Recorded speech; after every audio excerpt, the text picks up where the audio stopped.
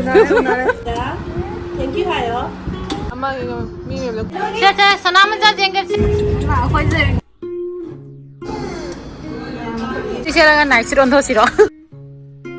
Hello everyone, welcome back to my YouTube channel. Mayam boy video se kata vlog se me. Ngasi video se mayam khani mamangi oidoini August thagi oidoini aba ko ai gi manabi Dipti ga khoi taso masanapi Kanchan ga ne ahan ba unabagi numini aba ko Kanchan gi masanapi Nija be video Dipti na ta ingang lo ningi ai na hairami aba ko aina aduna ne Dipti tu sangba numita aina kaure aba ko aduna ne akhoni hasi khoi Kanchan leba mafam duga sali maksu lai mayumde aiso khoi jumdai sali hasi video se makhata na view ai di sumaina green bus ta chatpa se pami Kanchan jum chatpada green bus ani sense ta hota ba ko moi thongan hekta khami aduna green bus to ina chatle akhoi ni unare hasi unaraga Kanchan gi jum da hana chat toini jam sarami adu nimit to langami unare adunu ama so adu blog sini ai blog sang sati pai hai nusa phadana sai ngasi se pai su ngauri thorak pa ko ngauri ni ha nu than da planning to raga ngauri thorak pa se oi ni blog sem le ama unare ama mu ure se Kanchan nu badane ai ne ingona loire nang uda ingona loire arum nga hobra ne Di haude ko chikpa ga duegi. Sangasi sanongai ta nu sina ne uye una da bibani se masa ke olam mene ko sawa lai be mang sin ni singa tawi se ko una bu sin ni se unaro hai mi nung sa ba se ga akoi ni una ba se ga nung sa ga se ekdam sak tek na ne ba thulai ni upai le ni sa sak the phajana nine na piba lei sune Dipti na pire aduni lei ki tamakta una handori aina ina hairam mane aba nine na pirak pa lei sina ne akoi uba ka ni ko na ai bag ta yaw hoi Nang nang lai sing do ke nong ko mo jo. khang de plastic ta hapchali ma so Thank you kubirak pa. se asa pot kitang kubirak pa ko inga hoi ang phaja thom me na jenga se le sabi he bobok hai no bobok na ha ni he jenga se hai tao ro nang nungai ri bo ha mobile la ung ni se ni ja bibi se nungai ri bo jenga se mai se sai se nungsi bani jam na jenga se mai pi mama ni mama ra mapa ra khang de kada mali mapa su mali natra real de udi mapa ha ta man mane ko mapa su mali ina siga video to ina siga mai ma sam se mathan da ka una kai thara sa kai olam me ji angu se mathan da kai style dau lei ram ai se mama le tri ngai da mama na maning on thoi ngai da ne ma na sit kak na ka ne tarum se jeung se mama na blush ta yai na blusher ko ta yai na mask ta use jeung se ma he nupi hai do Ya pun te lotion bada ne lipstick ma pura mask ta yai ne tum ma ban ja re ne yare loi thok ta ne aha क्यों नहीं blusher टई गया ये मासी मैं Pima brush तो बहुत मैं तो भी करे जेंग फजरे राशि ना जदम हाई रे फजना मैं सिप्सा दोइरा कैसा ने मा तुम हो लोग पगिने मा करा मुदो ओइरी हां लेके मा को चिन जेलनी natra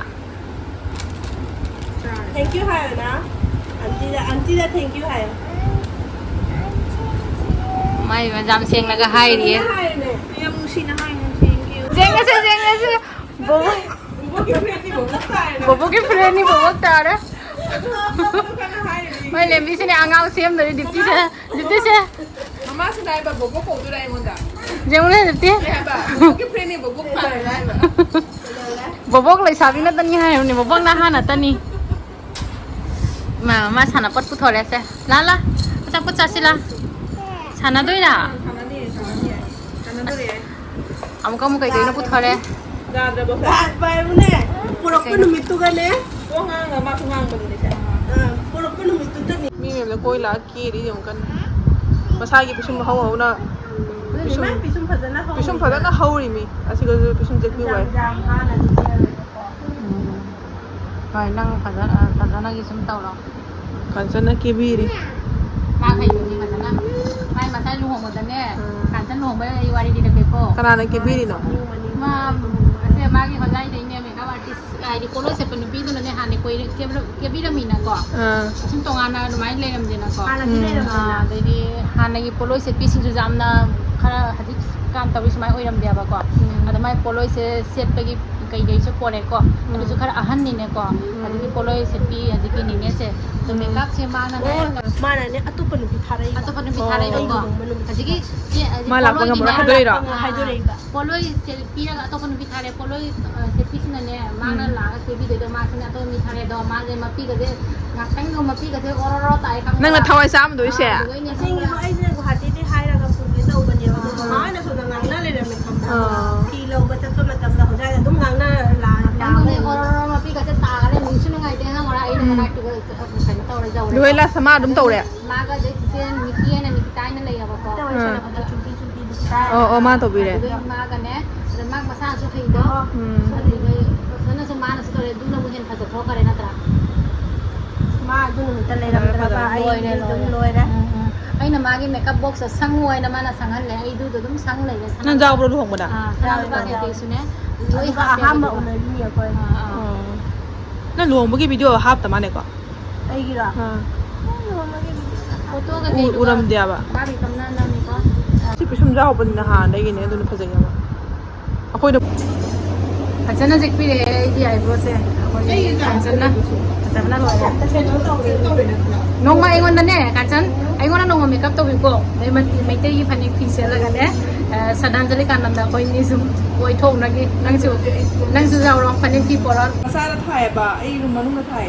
ai ju thai ne lu manak da फजर बनी पिटू रा था बसे ai gi mani plan ani khakta ubara paisa pi ba da ingon da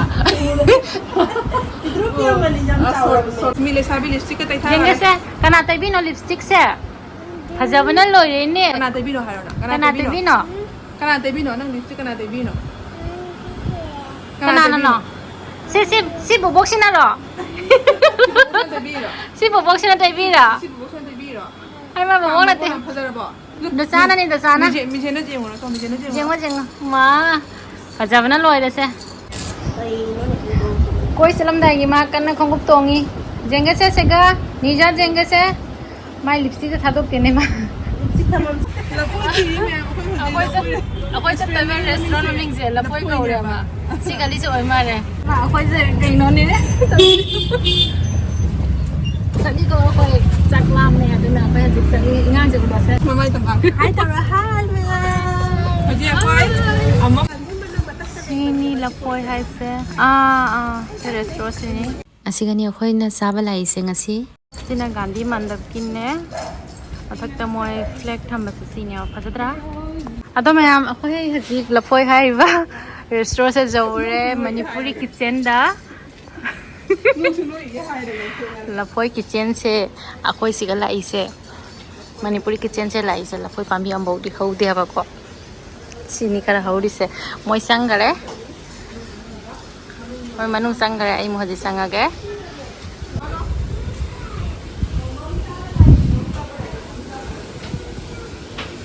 han ba oina siga lai ne ba kamai to ri me am da sum ulak ke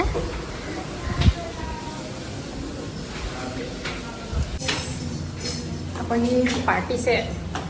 koi moi ahum kakat kare ai mo di class ta kari moi pambi da ni se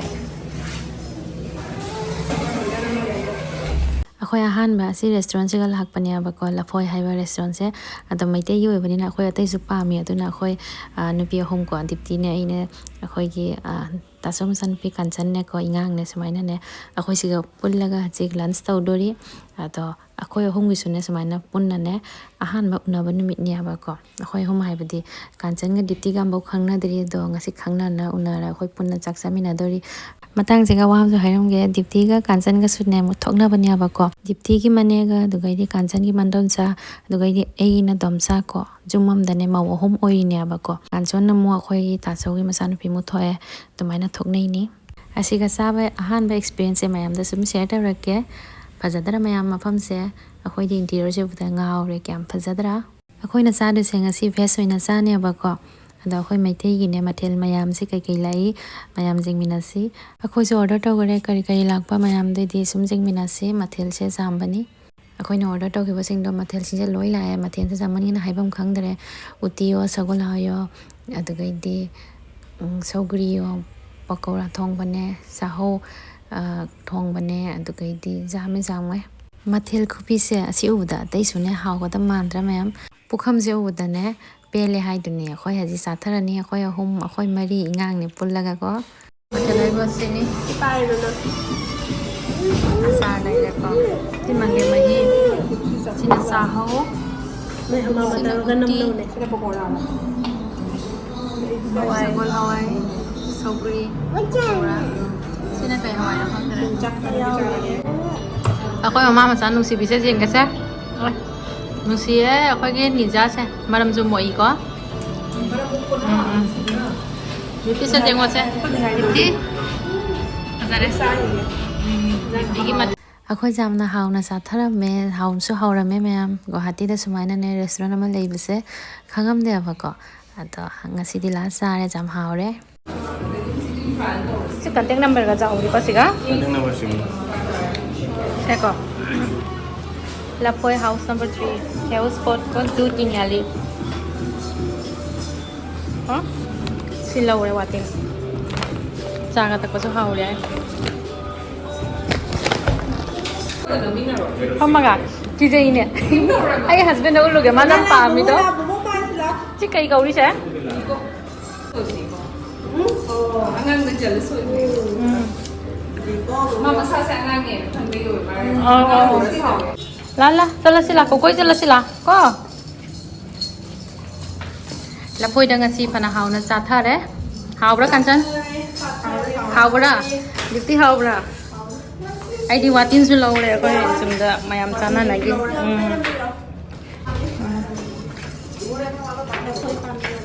LAPHOI na tine do lei pambi ni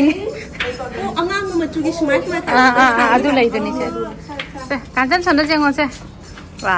fajare fajare nang masam jam fajarame khoi hajik sa na thokle noi LAPHOI da saba hawro hairo se LAPHOI se recommend kana tawini aina tawrini aba ko hawre ko Thare sinju ko te nola sara ine khoi dugai hawre khoi hajik manakta park ama lei duga musaluni ado weather se phare natra nong mange aba ado ahan ba kainoga kanchan ga dipti ga unaba numini aba ngasi se natra ngasi ahan ba unaba numini mobani se unare ingang su ure noi se jong se hai la sala sila jenga se hanang harau bara ne ha lao kokoi se loi dro lao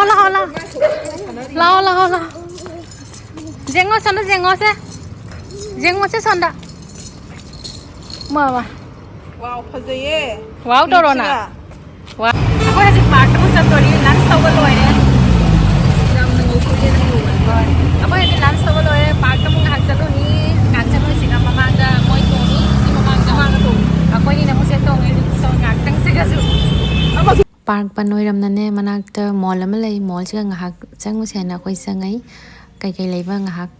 jengoni akoi si mall siga window shopping tawgaina changai ni adugaidi mall siga mo akoi ngahak koi gini kai jengini ado time pass tawdoi akoi ngahak asigi mall siga koiraga time pass tawbase college time ni changai ado akoi musiga akoi hum pulle do phana nungaire akoi ngai pullaga ne shopping sumaina sum tawba ko lei daba unaba jamna planning tawri ko unaba phangde aduna ne sum nongmay mangda wari sunaraga ne sum nongalaga akoi home se sumaina punbane aba ko ngasi jam nungaire akoi home any flats lowning lowradi comfortable oiba ko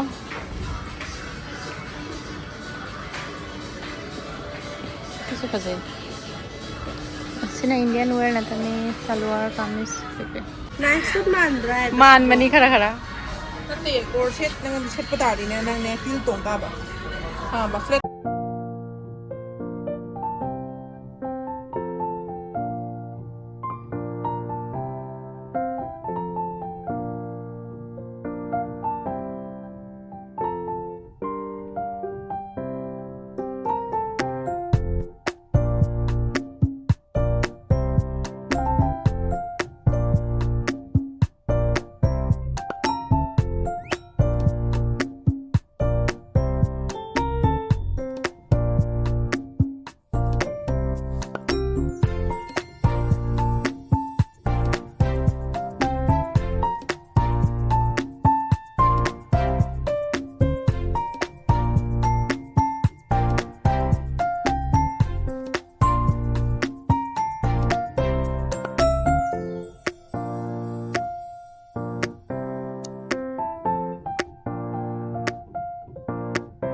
Let's say kara mawang sa mare.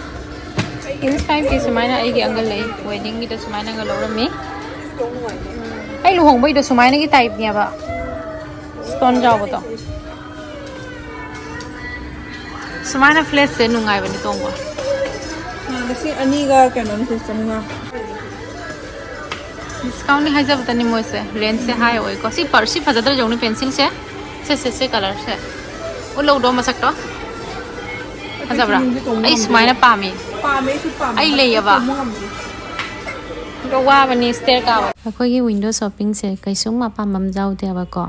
ꯑꯁꯨꯝ ꯉꯥꯏꯍꯥꯛ ꯀꯣꯏꯔꯦ ꯑꯩꯈꯣꯏ ꯅꯨꯄꯤ ꯑꯍꯨꯝ ꯑꯗꯨꯒꯩꯗꯤ ꯀꯂꯦꯛꯁꯟꯁꯨ ꯈꯔ ꯌꯦꯡꯉꯝꯃꯦꯕꯀꯣ ꯃꯑꯣꯡ ꯌꯥꯝꯅ ꯆꯥꯗꯦ ꯑꯗꯣ ꯅꯤꯅꯦꯅꯁꯨ ꯄꯤꯔꯛꯄꯅꯦ ꯂꯩ ꯆꯔꯥ ꯗꯤꯞꯇꯤꯅ ꯑꯩꯉꯣꯟꯗ ꯄꯤꯔꯦ ꯖꯨꯝ ꯆꯠꯂꯒ ꯂꯩꯗꯣ ꯊꯥꯔꯨꯔꯅꯤ ꯍꯧꯖꯤꯛ नुक्सी तौरसे फ्लाइंग किस तौरसे फ्लाइंग जाम है जेंगे से मम्मा से बाय दीप्ति से बाय तौरगे हाय हाय आई मजे जुमदा हंजल लगे हंजल दीप्ति हाय हाय बाय बाय हजिक जुमदा हंजल नरने अखोय जुम हंजल नरने हजिक को काइनो nang isi tholak chale akoy ahum pun bada yam nungai